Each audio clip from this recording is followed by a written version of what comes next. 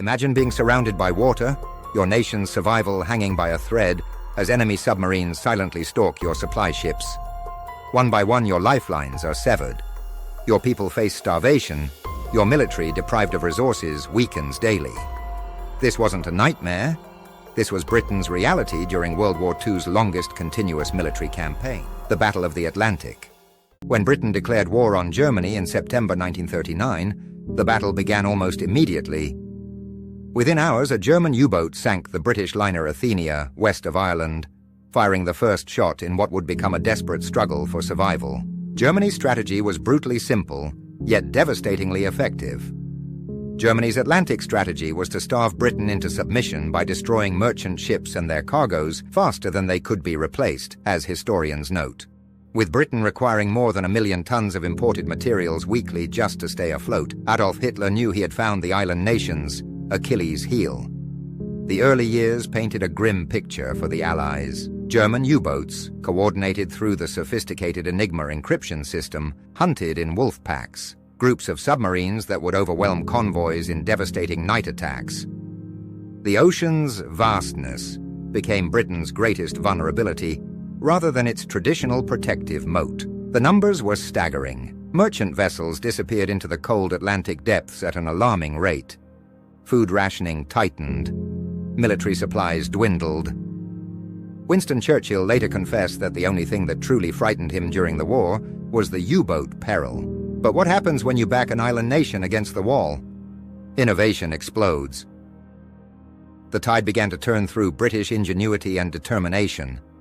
Royal Navy commanders developed increasingly sophisticated convoy systems where merchant ships traveled in protected groups rather than as vulnerable individual targets.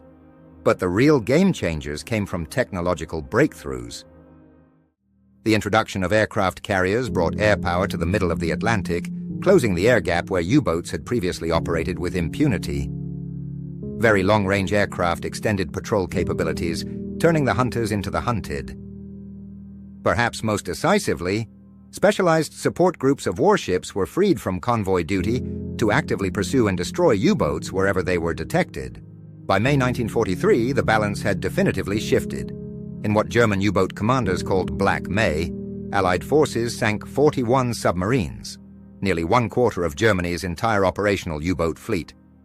Admiral Dönitz, commander of the German submarine force, was forced to temporarily withdraw his U-boats from the North Atlantic. The battle wasn't just won through hardware, but through intelligence and deception. British codebreakers at Bletchley Park cracked the Enigma code, allowing Allied forces to anticipate U-boat positions. This intelligence advantage, combined with improved radar and sonar technology, transformed the Atlantic from a German hunting ground into a deadly trap for the hunters themselves. When Germany surrendered in May 1945, the Battle of the Atlantic finally ended after nearly 6 years of continuous combat. The cost had been enormous. Thousands of merchant sailors and naval personnel lost. Millions of tons of shipping sunk. Yet Britain had prevailed against what seemed like impossible odds.